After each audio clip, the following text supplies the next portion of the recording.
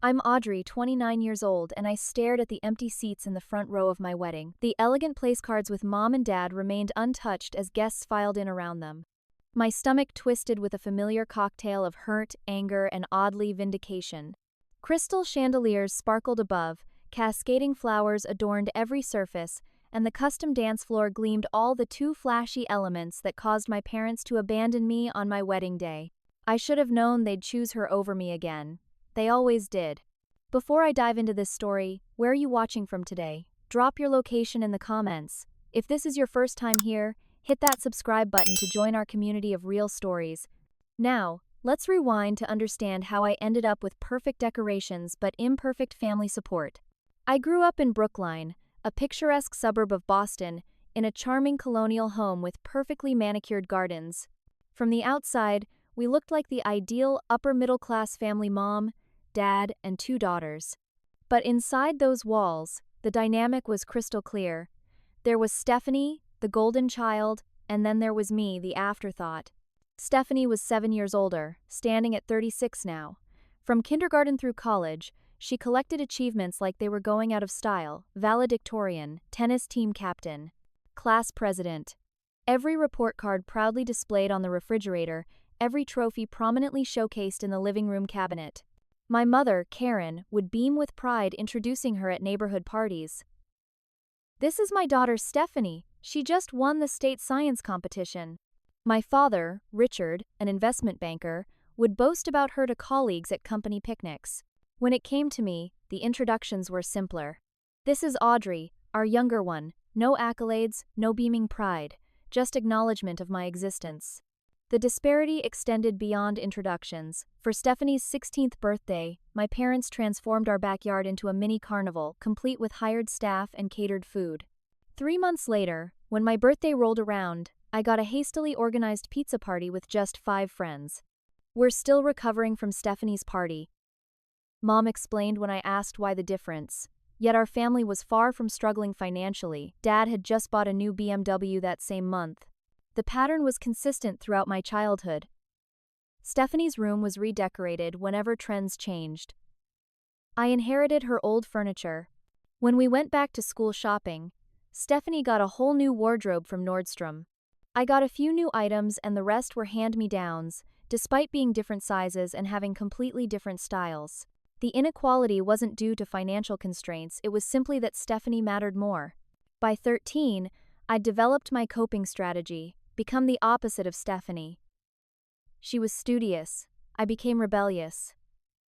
She joined every club. I found reasons to skip school. She played tennis. I dyed my hair purple and started experimenting with photography. It wasn't that I wasn't smart or capable, I just refused to compete in a race I was designed to lose. The one genuine passion I developed was for aesthetics and design. While Stephanie memorized chemistry formulas, I transformed my hand-me-down bedroom furniture with paint, fabric, and creativity. I subscribed to design magazines, sketched room layouts, and dreamed of beautiful spaces. Mom dismissed it as playing around, but it was my escape. The spaces I created were the one place where I felt in control, where my vision mattered. When I graduated high school with decent but not spectacular grades, my parents attended the ceremony but left early to attend Stephanie's law school graduation dinner. "You understand," Mom said. "It's a bigger achievement." I understood perfectly, and that night I decided my future would be built far away from their constant comparisons. I moved to New York City with minimal financial support from my parents. "We're helping Stephanie with her student loans," they explained, though her husband came from money, and she had a high-paying job at a prestigious firm.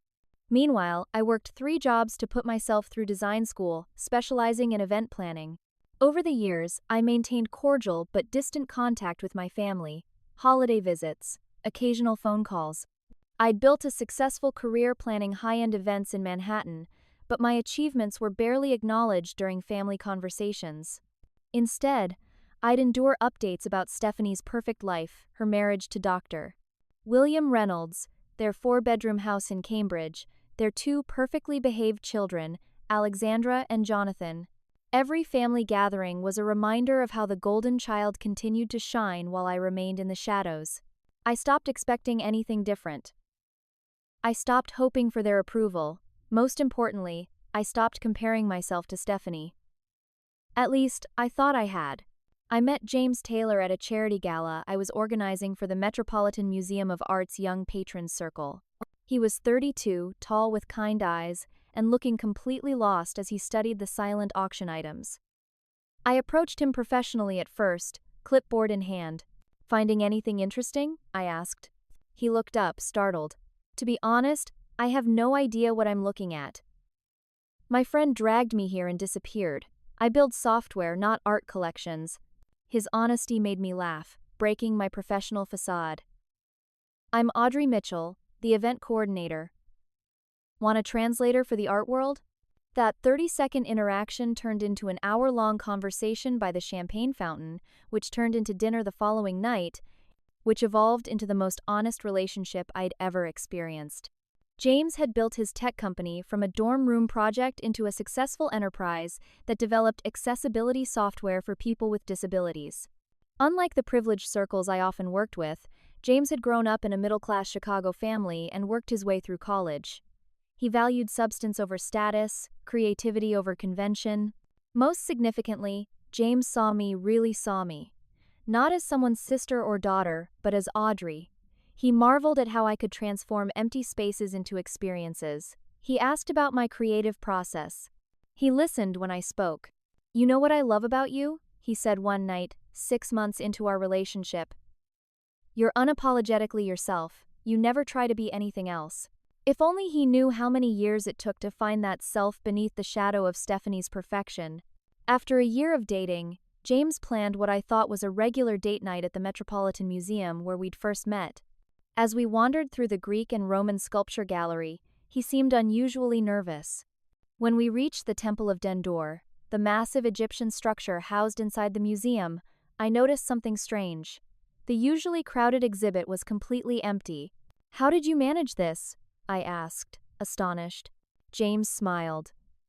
"I may have made a sizable donation to the education department." He led me to the center of the temple, where a small table had been set with champagne. As the setting sun cast golden light through the massive windows, illuminating the ancient stone, James dropped to one knee and opened a small velvet box. "Audrey, you transform ordinary spaces into something magical. You've done the same with my life. Will you marry me?" The ring was perfect, a vintage emerald surrounded by tiny diamonds, unique and exactly my style. Through tears, I said yes. That night, floating on cloud 9, I made the phone call I'd been dreading. "Mom, I have news." James proposed, and I said yes. The silence lasted a beat too long. "Well," she finally said, "that's certainly quick. You've only known him, what, a year?" "A year and a half," I corrected. "And yes, we're sure." "How nice." Her tone lacked enthusiasm. "I'll tell your father." "Oh, did I mention Stephanie is redecorating their sunroom?" William surprised her with an interior designer from Boston Magazine's top 10 list. No congratulations. No questions about the ring or the proposal, just a pivot to Stephanie. When Dad got on the phone, his first question was about James's financial situation. Not his character, not how he treated me, but whether he could provide adequately. When I mentioned James owned a successful tech company, his interest perked up slightly. "Well, remember that marriage is about compromise," Mom chimed in from the extension. Stephanie had such a lovely, tasteful wedding, nothing too extravagant. Elegant simplicity is always best. The warning was subtle but clear. Don't outshine Stephanie, even on your own wedding day. After hanging up, I stared at my gorgeous ring, my excitement deflated. James found me on our balcony, looking out at the city lights. "They weren't thrilled," I told him. He wrapped his arms around me from behind. "Their loss. This is our day, Audrey, our life. Let's make it exactly what we want it to be." In that moment, I decided, this wedding would be everything I'd ever dreamed of. For once in my life, I wouldn't dim my light to make Stephanie shine brighter. Not this time. I threw myself into wedding planning with both professional expertise and personal passion. After years of creating dream events for others, I finally had the chance to design my own perfect day. James gave me complete creative freedom with a generous budget. "I trust your vision completely," he said when I showed him inspiration photos. We secured the Rainbow Room at Rockefeller Center, an iconic, elegant space with panoramic views of Manhattan that perfectly balanced historic glamour with modern sophistication. I envisioned crystal chandeliers casting prismatic light across a custom white dance floor, cascading orchid and rose arrangements, hand-calligraphed details, and a ceiling installation of thousands of twinkling lights resembling the night sky. My years of industry connections paid off as I assembled a dream team of vendors: the florist who worked with Fashion Week, the lighting designer who transformed museum galas, the stationer who created for celebrities. This wouldn't just be a wedding. It would be an immersive experience reflecting both our love story and my creative vision. 2 months into planning, my parents scheduled a visit to New York to see how the wedding plans are coming along. I should have recognized the ominous tone in Mom's voice. I arranged for them to meet us at the Rainbow Room for a venue tour, hoping the breathtaking space would win them over. As we rode the elevator to the 65th floor, Mom maintained a tight smile while Dad checked his watch repeatedly. When the elevator doors opened to reveal the magnificent space floor-to-ceiling windows showcasing the Empire State Building, the original 1,930 seconds crystal chandelier, the legendary rotating dance floor, I watched their faces for the awe this space usually inspired. Instead, Mom's lips pinched tighter, Dad's eyebrows furrowed. "Isn't it incredible?" I asked, gesturing toward the spectacular view. "It's certainly large," Mom replied. "Though I wonder if it's a bit too much. Stephanie's country club venue was so intimate and tasteful." "The Rainbow Room is one of New York's most historic and iconic venues," I explained, slipping into my professional event planner voice. "We're so lucky they had our date available." "And what exactly is the budget for all this?" Dad asked, looking around with calculation rather than appreciation. "These Manhattan venues charge astronomical rates." "James and I are handling the budget," I reminded him. "We're not asking for contributions." This was technically true.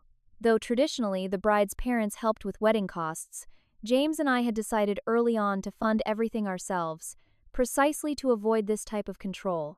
"That's not the point, Audrey," Mom interjected.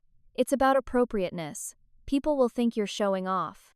As I walked them through the space, explaining our vision for each area, their criticisms multiplied. The custom dance floor was unnecessarily extravagant.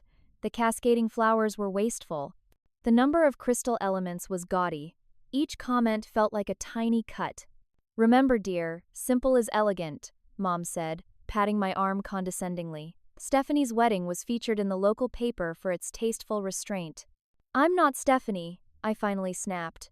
"And I don't want tasteful restraint. I want magical and memorable." The tension followed us to dinner at a nearby restaurant where Dad attempted a different approach. "You know, if you scaled back some of these excesses, perhaps we could contribute to the honeymoon fund instead," he offered, clearly thinking financial incentive might make me compliant. Before I could respond, my phone chimed with a text from Stephanie. "Mom says the venue seems overwhelming. Remember, less is more. Don't want to upstage the bride and groom with too much decor." I showed James the text under the table. He squeezed my hand supportively. "Thank you for the offer," I told my father, "but we're happy with our plans and have already booked our honeymoon to Italy." That night, after my parents returned to their hotel, I called my best friend Rachel in tears. "They hated everything," I sobbed. "Nothing I choose will ever be good enough." "Because it's not Stephanie's," Rachel said bluntly. "Odd.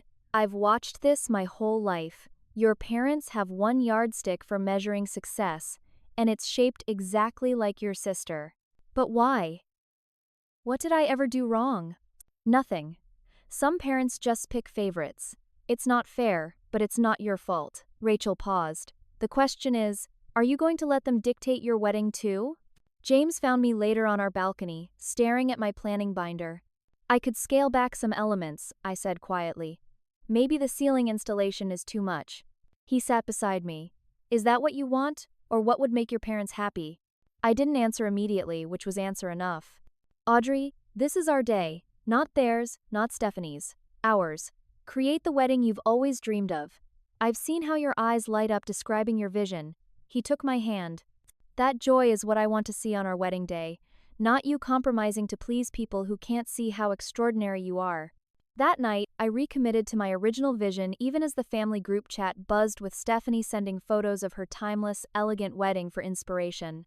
3 weeks later, the doorman called up to announce my parents' unexpected arrival.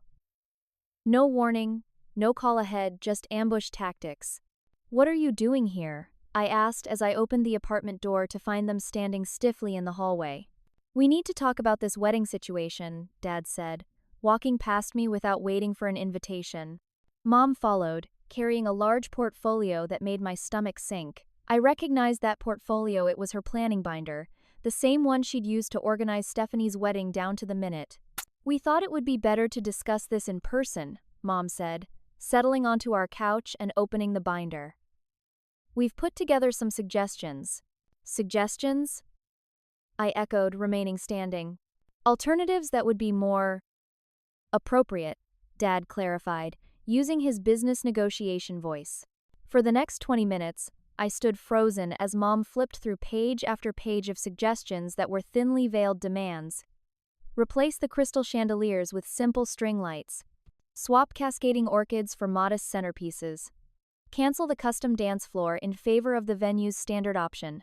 Reduce the guest count. Simplify the menu. Change the premium open bar to a limited selection. Each suggestion was accompanied by a comparison to Stephanie's wedding. Remember how lovely Stephanie's centerpieces were? Just some simple hydrangeas in crystal vases. Stephanie's cocktail hour had just a pianist, and everyone thought it was so elegant. When I finally found my voice, it came out shakier than I intended. "These aren't suggestions. This is a complete redesign of my wedding. We're trying to help you avoid embarrassment," Dad said firmly. "This over-the-top display you're planning, people will talk." "Let them talk! It's my wedding!" Mom's eyes welled with practiced tears. "Stephanie called me crying yesterday." "Of course she did. Why was Stephanie crying about my wedding?" "She thinks you're trying to one-up her. That you've always been jealous of her wedding and now you're trying to make hers look inadequate in comparison." Mom dabbed at her eyes with a tissue. "It's hurting her, Audrey. She's your sister." The absurdity was almost laughable. I was 21 when Stephanie got married. I wasn't planning my wedding as a revenge plot against a ceremony that happened 8 years ago. "You've always been competitive with her," Dad interjected. "Me? Competitive with her?" My voice rose. "My entire life has been spent in her shadow. When have I ever won any competition between us? When have you ever picked me first?" "This isn't about picking sides," Mom said, though we all knew that was a lie. Dad cleared his throat. "Your mother and I have discussed it, and we'd be willing to contribute $20,000 toward the wedding if you'll take our guidance into consideration." The financial manipulation was so transparent it made me nauseous. They'd contributed twice that amount to Stephanie's wedding without a single string attached. "I don't want your money," I said quietly. "I want your support." "We're supporting you," Mom insisted. "By saving you from yourself." Something inside me, something that had been bending and bending for 29 years, finally snapped. "No, you're not saving me. You're once again ensuring that nothing I do could possibly outshine your precious Stephanie." My voice was surprisingly steady now. "Well, I'm done dimming my light. I'm done being the sister who gets less. This is my wedding and I'm having it my way." Mom's tears turned real. "If you insist on this spectacle, I don't know if we can be part of it." "What does that mean?" Dad straightened his shoulders. "It means we might not attend." The threat hung in the air, heavy and final. They expected me to crumble, to give in as I always had. "Then don't come." The words left my mouth before I could reconsider, but once spoken, I felt no desire to take them back. At that moment, the apartment door opened and James walked in, stopping short at the tableau before him. Me standing with fists clenched, my parents looking shocked on the couch. "Everything okay?" he asked cautiously. "Audrey is making some unfortunate choices," Dad began. "Our wedding isn't unfortunate," James cut him off, moving to stand beside me, "and frankly, it's not up for committee vote." Mom gathered her binder with shaking hands. "I see she's convinced you to participate in this. Excess." "Actually," James said calmly, "many of the ideas were mine. I want our wedding to be as extraordinary as your daughter is. It's a shame you can't see what I see in her."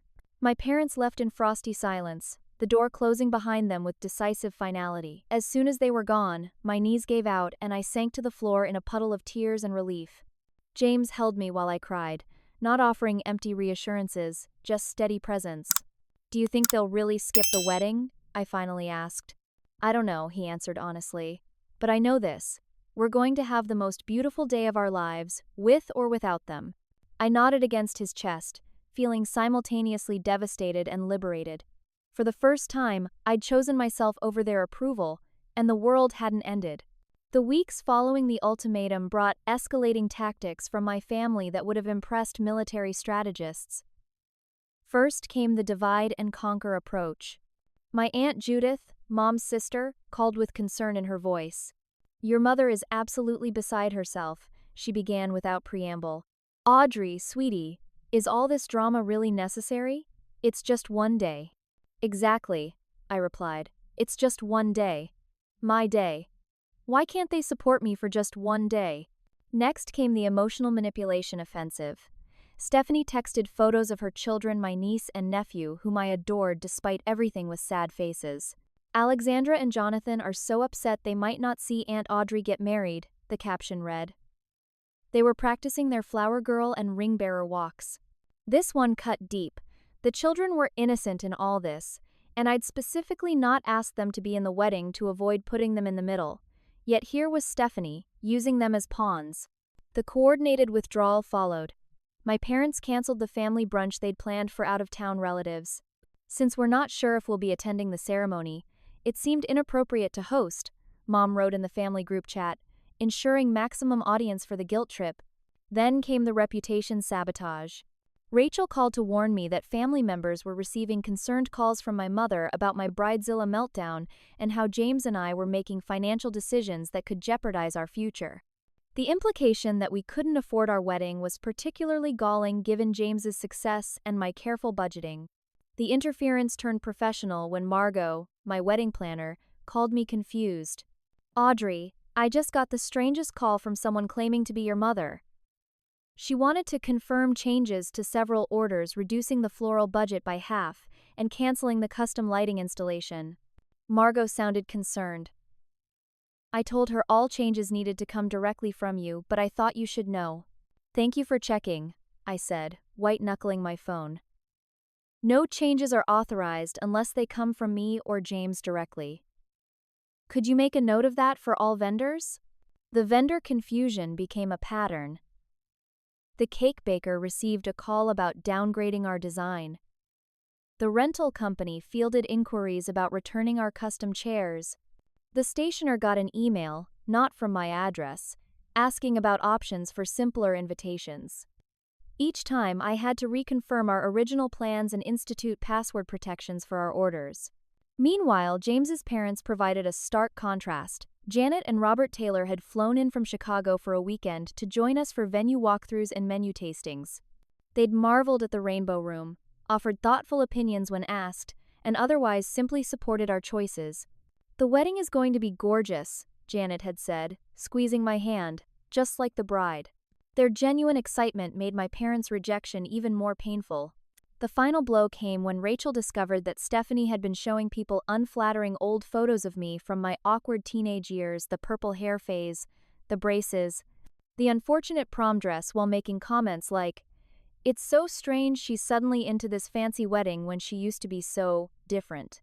That night, alone in our bedroom while James worked late, I found myself staring at our wedding planning board. The sample invitation, the fabric swatches, the floral mock-ups, all evidence of the excess my parents couldn't tolerate. For a moment, I considered scaling it all back, maybe just a few changes. Smaller centerpieces, standard chairs instead of custom.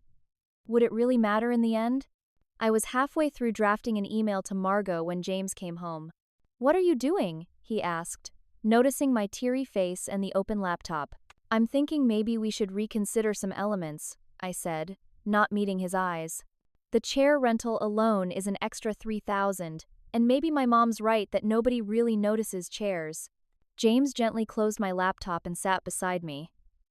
"Audrey, look at me. Do you want to change the chairs because you found something you like better, or because you're hoping it will make your parents attend?"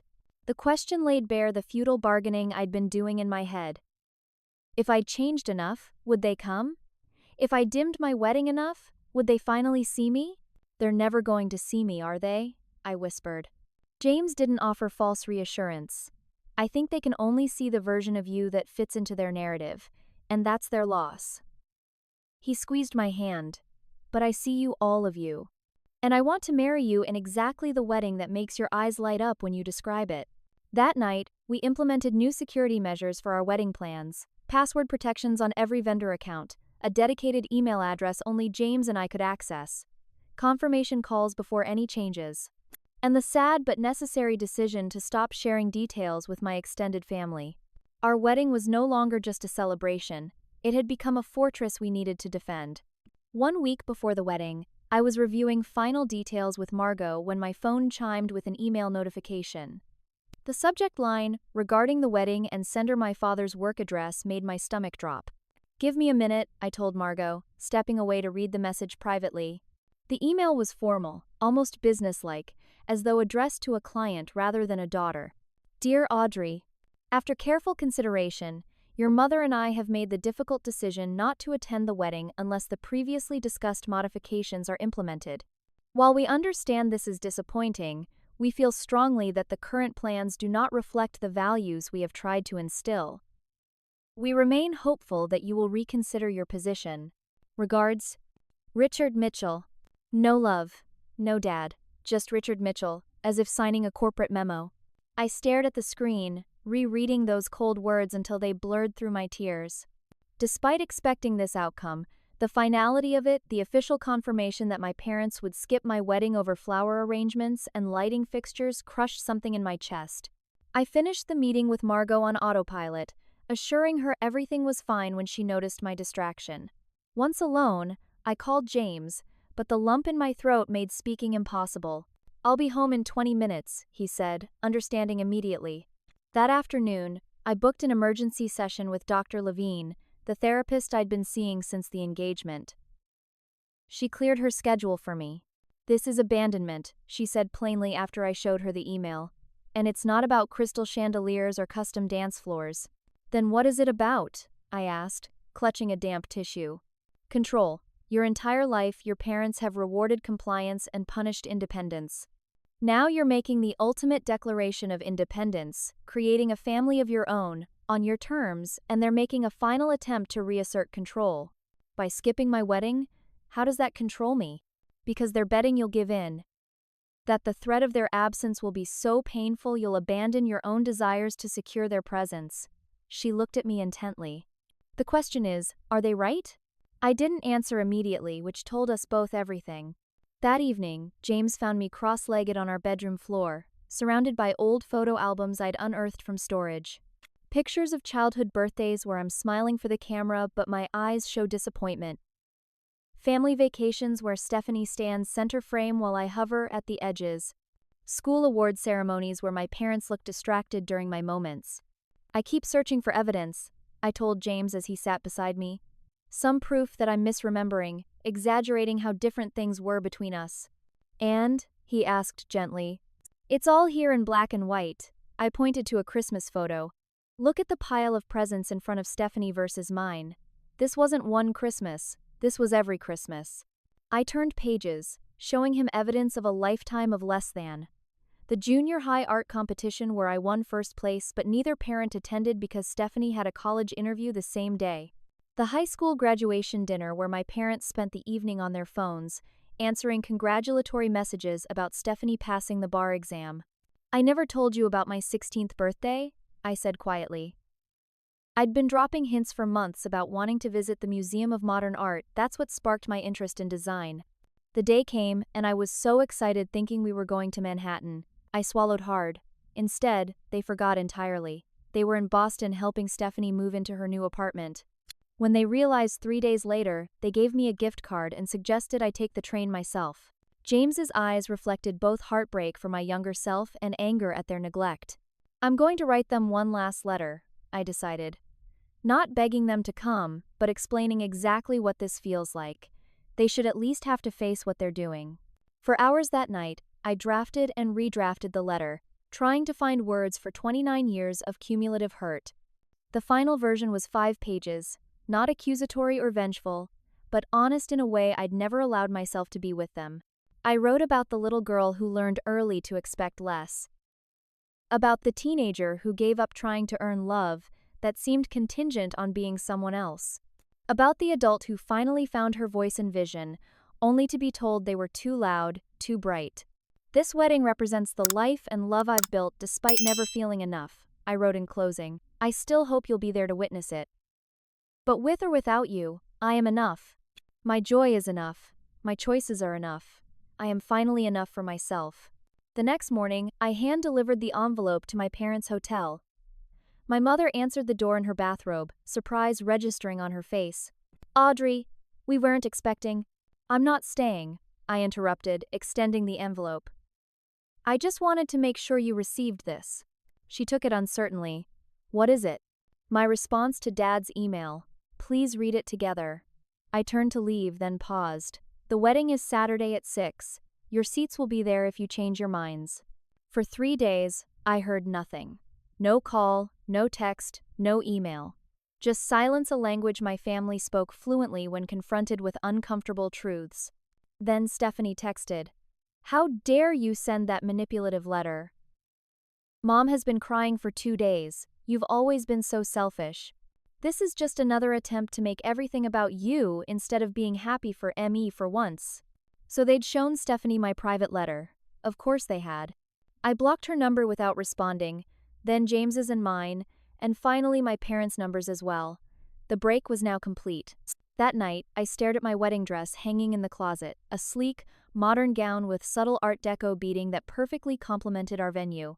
I'd chosen it imagining my father's face when he first saw me in it, dreaming of that walk down the aisle on his arm. Now I'd be walking alone. No, I corrected myself aloud. Not alone, never alone again. James's family arrived en masse from Chicago 5 days before the wedding. His parents, his sister Natalie with her husband and 2 children, his grandparents, and assorted aunts, uncles, and cousins. They descended on New York with Midwestern warmth and genuine excitement, booking an entire floor of rooms at a hotel near our apartment. The contrast between their enthusiasm and my family's absence was simultaneously heartwarming and heartbreaking. "We're so happy to be gaining Audrey," Janet announced at the welcome dinner they hosted at a restaurant near their hotel, though frankly we already consider her part of the family. Each day brought new reminders of what family support should look like. When I mentioned I was doing a final dress fitting, Janet asked, "Would you like me to come with you? Or is that something you'd prefer to do privately?" The simple act of asking my preference rather than assuming of seeing me as an individual with my own desires nearly brought me to tears. "I'd love it if you came," I told her honestly.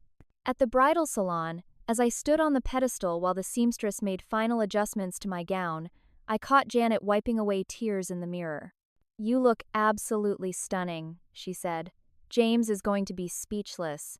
I had a sudden, vivid image of my mother in this room instead, making comments about how Stephanie's classic ball gown had been more timeless, or how the beading on my dress was a bit much.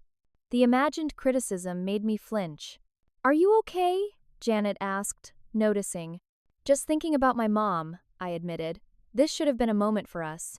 Janet squeezed my hand without platitudes or judgment. "I know I can't replace her, but I'm so honored to be here with you." The rehearsal dinner at a rooftop restaurant overlooking Central Park was a jubilant affair, filled with laughter and heartfelt toasts.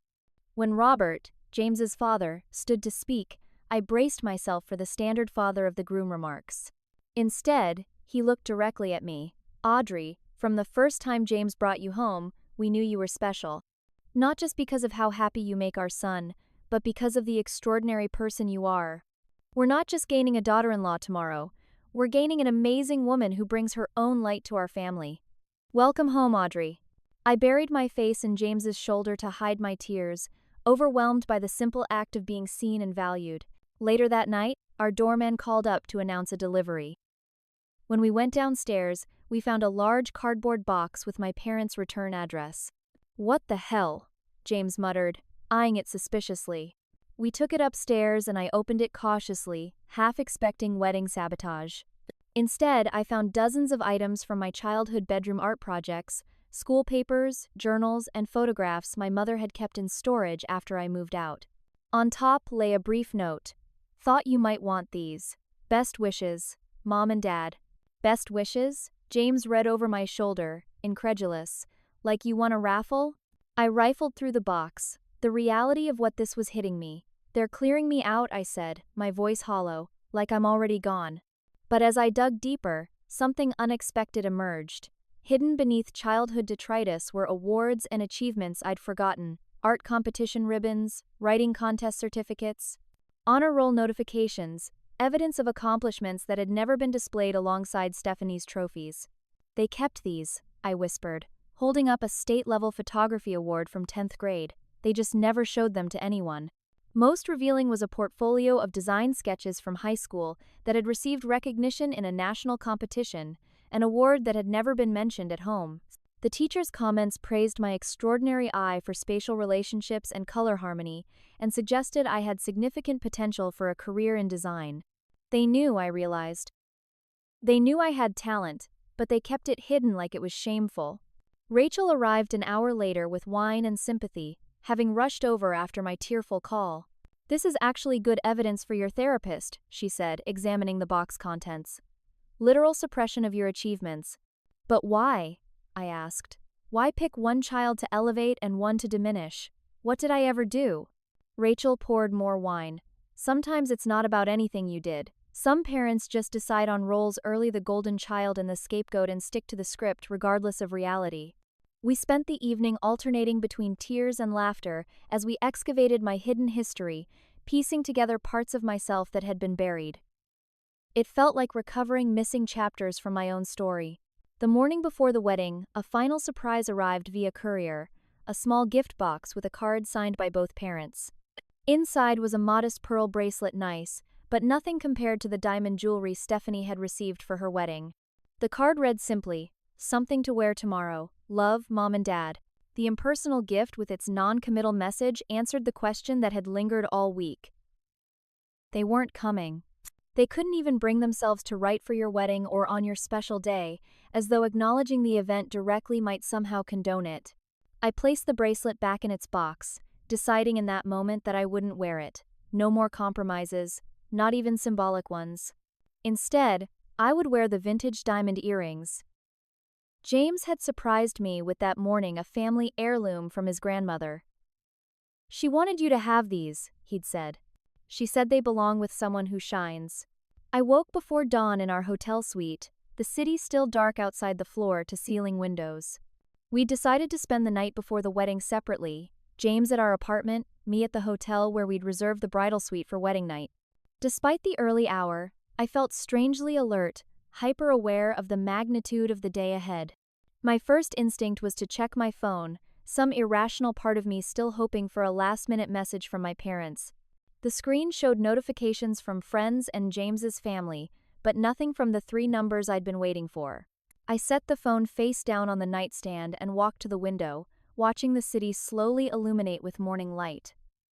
By afternoon, I'd be married. By evening, I'd be someone's wife. The enormity of this transition happening without the family I was born into pressed against my chest. My bridesmaids arrived at 9 with coffee and breakfast, filling the suite with chatter and excitement. Rachel immediately took charge, directing the hairstylist and makeup artist while keeping everyone on schedule. The photographer captured candid moments, champagne toasts, laughter over old stories, the careful application of something borrowed, something blue. Around noon, when my hair was half done, I caught myself staring at my phone again.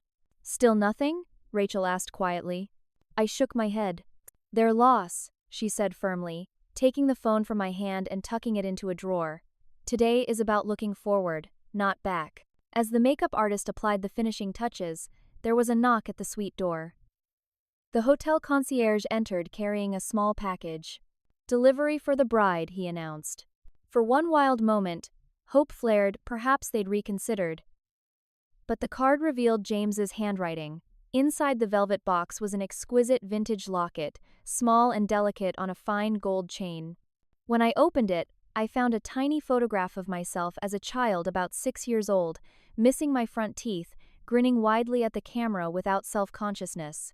The note read, "The little girl who deserved better is getting her happy ending today. I can't wait to meet you at the altar. All my love, James." Tears threatened to ruin my makeup as Natalie helped me fasten the locket around my neck. "Something new," she said with a smile. At 4 o'clock, we arrived at the Rainbow Room for final preparations.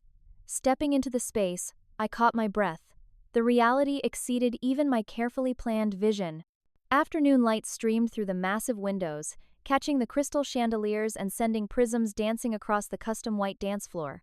Thousands of orchids and roses cascaded from ceiling installations and elaborate centerpieces, their subtle fragrance perfuming the air. Every detail from the hand-calligraphed place cards to the vintage champagne coupes created the atmosphere of timeless glamour I'd dreamed of. "Oh, Audrey," Rachel gasped beside me, "it's magical." As guests began to arrive, I remained sequestered in the bridal room, occasionally peeking out to watch the space fill, James's large extended family, my small circle of loyal friends, colleagues from both our professional lives. Each seat filled except the two in front marked mother of the bride and father of the bride. At 5:55, the wedding coordinator appeared for the final check. "Everyone's seated," she informed me. "We're just waiting for," she caught herself, looking embarrassed. "We're ready whenever you are." The string quartet began the processional music.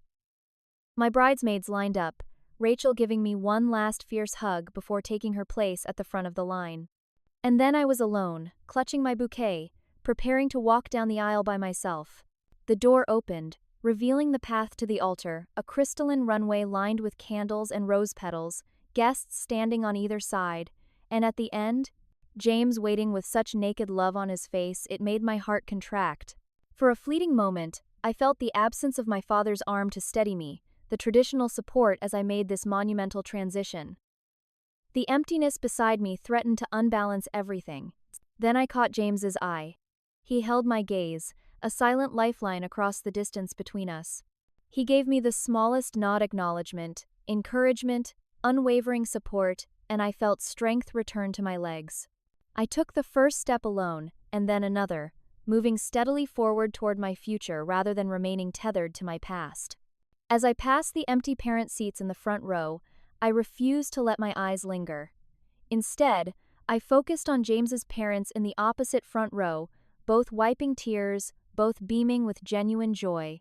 When I reached James, he whispered, "You are absolutely breathtaking," with such sincerity that I believed him completely. During the ceremony, we exchanged personally written vows. James promised to create a family built on unconditional support, where both of us can shine without dimming the other. I pledged to carry forward the lesson we've already taught each other, that love shouldn't require shrinking yourself to fit someone else's expectations.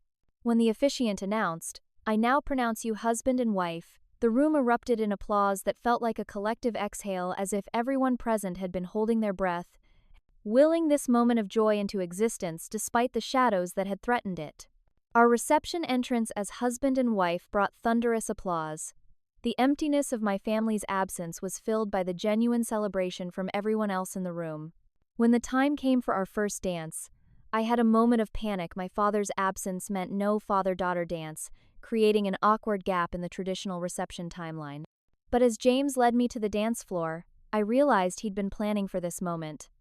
Instead of the basic sway most grooms default to, he guided me into a perfectly executed waltz turn. When I looked at him in surprise, he grinned. "6 weeks of secret dance lessons," he confessed. "I wanted to make sure you had a memorable first dance." As he guided me through steps far more sophisticated than I'd expected, executing dips and turns that drew appreciative gasps from our guests, I found myself laughing with pure delight. In that moment, there was no absence, no missing piece, just the perfect fullness of being exactly where I belonged. Later in the evening, I was approached by a woman I didn't immediately recognize, silver-haired, elegant in a navy dress. "Audrey," she said warmly, "you might not remember me. I'm Catherine Lewis. I was your nanny when you were small." The memories rushed back. Catherine had cared for me from ages 3 to 7, before my parents decided I was too old for a nanny, while Stephanie continued to receive tutoring and additional support. "Of course I remember you," I said, embracing her. "But how?" "James found me," she explained. "He thought you might like a surprise from someone who knew you before. Everything." Beside her stood an older gentleman I didn't recognize. "And this is Michael Bennett," Catherine continued, "your art teacher from Franklin Middle School. The man who had given me my first serious camera, who had entered my work in that state competition, who had told me I had an eye for beauty when I felt entirely unseen." "You two were part of the village that raised me when my own family couldn't see me," I said, fighting tears. "I can't believe you're here." "We wouldn't have missed it," Mr. Bennett said. "Some students you never forget. You had such talent, such vision. I'm not surprised you've created all this." He gestured to the beautiful space around us. "You always could transform ordinary things into something magical." Their presence, these people who had seen my potential before I recognized it myself, felt like a healing balm over the wound of my parents' absence. As the night progressed, the celebration took on a jubilant energy. Friends and family danced beneath the chandeliers, the Manhattan skyline twinkling beyond the windows. The cake was cut, toasts were made, traditions were honored and reinvented. Only once did the absence hit me unexpectedly. Across the room, I glimpsed an older couple, the man tall and distinguished, the woman with a familiar posture, and for a heart-stopping moment thought my parents had arrived after all. But they turned, revealing strangers' faces, and the brief hope collapsed. James found me then, somehow sensing the momentary dip in my spirits. "You okay?" he asked, slipping an arm around my waist. I looked around at the celebration we'd created, the beauty, the joy, the love filling the space, and felt a sureness settle over me. "I'm better than okay," I told him truthfully. "I'm exactly where I should be." The morning after our wedding, James and I hosted a farewell breakfast for remaining guests in a private room at our hotel. Surrounded by friends and James's family, I felt a curious mixture of exhaustion and exhilaration, my left hand still unfamiliar with the weight of 2 rings instead of 1. As we opened cards and gifts, I couldn't help noticing the absence of anything from my immediate family. James's aunt had brought a gift from Stephanie's children, a handmade picture frame with shells they'd collected sent directly to the aunt without their parents' knowledge. Alexandra insisted. The aunt explained quietly. She said she didn't want to miss her aunt's special day completely. That small act of rebellion from my 9-year-old niece meant more than any expensive gift. We departed that afternoon for our honeymoon 2 weeks exploring the Italian coast, from the cliffs of Positano to the canals of Venice. On the plane, James suggested we leave our phones in airplane mode for the entire trip. "Let's just be present with each other," he said. "The world will still be there when we get back." That digital separation proved to be exactly what I needed. Without the constant temptation to check for messages from my family, I gradually relaxed into the joy of our new marriage. We explored ancient ruins and tiny villages, ate gelato for breakfast, made love in our cliffside hotel room with the Mediterranean sparkling below. For 2 weeks, I was just Audrey Taylor, loved and whole, without the shadow of family dysfunction darkening my horizon. Reality waited patiently for our return. When we arrived home, a formal card from my parents sat in our accumulated mail. Inside was a modest check less than 1/10 of what they'd contributed to Stephanie's wedding, and a note that read simply, "Best wishes on your marriage. Love, Mom and Dad." No mention of missing the wedding, no apology, no acknowledgement of the pain they'd caused. Just a belated, insufficient gesture that felt more like obligation than reconciliation. Meanwhile, Stephanie had been busy on social media, posting cryptic messages about family loyalty and being there for the people who matter with staged photos of her children visiting our parents. The passive aggression was so transparent, it verged on comical. "What do you want to do?" James asked as I showed him these discoveries. I considered the question carefully. "I think I want to be done with the drama. Not cut off completely, but not chasing their approval anymore either." We settled into a new pattern with my family limited contact on my terms. I sent polite updates about our lives but declined invitations that felt like obligation rather than genuine desire for connection. I maintained direct communication with my niece and nephew through care packages and video calls, but I no longer accommodated Stephanie's attempts to control these relationships. For the holiday season, we declined the traditional family gathering in Boston, opting instead to join James's family in Chicago, and then host our own small celebration in New York with chosen family friends who had stood by us through everything. "I feel guilty sometimes," I admitted to James on Christmas Eve as we decorated our first tree together.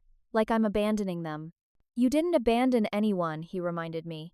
You just stopped accepting scraps when you deserve a full meal. My therapy sessions continued, focusing on processing the wedding experience and establishing healthy boundaries. Dr. Levine helped me understand that the emptiness I sometimes felt wasn't because something was wrong with me, but because I'd been conditioned to seek approval from people constitutionally incapable of giving it freely. Your parents aren't bad people, she explained during one particularly insightful session. They're just operating from their own wounds and limitations. The tragedy is that they can't see what they're missing, the extraordinary woman their daughter has become. 6 months after our wedding, we had dinner with James's parents, who were visiting New York. Over dessert, the conversation turned to family planning. We're thinking about starting to try, James shared, squeezing my hand under the table. Janet's face lit up, but she controlled her excitement. That's wonderful news. Whenever you're ready, we're here to support you. Later that night, I confessed my deepest fear to James. What if I don't know how to be a good parent? What if I repeat patterns without realizing it? The fact that you're asking that question is already a sign you'll break the cycle, he said. Plus, you have me to help you. We'll figure it out together. My therapy sessions shifted to focus on this new chapter, preparing to become a parent while still healing the wounds of being a child. Dr. Preparing to become a parent, Levine helped me identify specific family patterns I wanted to avoid and create intentional alternatives. Every generation has the opportunity to heal what came before, she reminded me. Your awareness is your superpower. On our first wedding anniversary, James surprised me with a weekend at the hotel where we'd spent our wedding night. After a celebratory dinner, we returned to find our room filled with orchids, the same flowers from our wedding centerpieces. 1 year down, forever to go, he toasted. As we scrolled through wedding photos on his tablet, I found myself studying them with new eyes. The images captured not just the beautiful details I'd planned so carefully, but the genuine joy on our faces, the supportive community surrounding us, the love that filled the space despite the notable absences. You know what? I said, pausing on a photo of us during our first dance. I wouldn't change a thing about that day, not even the empty seats. They were part of what made me who I am, someone strong enough to choose happiness over approval. To commemorate our anniversary, I posted one of my favorite wedding photos on Instagram, James and me, framed by Manhattan's skyline, crystal chandeliers glittering overhead, both of us radiant with joy. The caption read, 1 year ago, I chose authenticity over expectation, and it led me here. Best decision of my life. The post received the usual likes and congratulations, but one message in particular caught my attention, a private note from my teenage cousin Lily, Stephanie's niece on her husband's side. Your wedding looked amazing, she wrote. I've never told anyone this, but seeing you stand up for yourself gave me courage. My parents want me to study law, but I want to pursue music. I'm applying to Berklee College of Music in secret. Thank you for showing me it's okay to be yourself. That message, more than any reconciliation with my parents could have provided, confirmed that breaking the cycle was worth the pain. Somewhere, the story had changed not just for me, but potentially for the next generation too. As I closed my laptop that night, I realized I had finally stopped trying to earn the love I deserved all along. Instead, I had built a life filled with people who freely gave what my parents could not: acceptance without conditions, support without comparison, love without reservation. And that, more than any perfect wedding or family approval, was the true happy ending. What was the most difficult family event you've had to navigate? Have you ever had to choose between being true to yourself or pleasing others? Share your experiences in the comments below. I read every single one. If this story resonated with you, please hit that like button and subscribe to hear more authentic stories about family, healing, and finding your own path. Thank you for being here today, and remember, you deserve to shine your brightest light without dimming yourself for anyone else's comfort.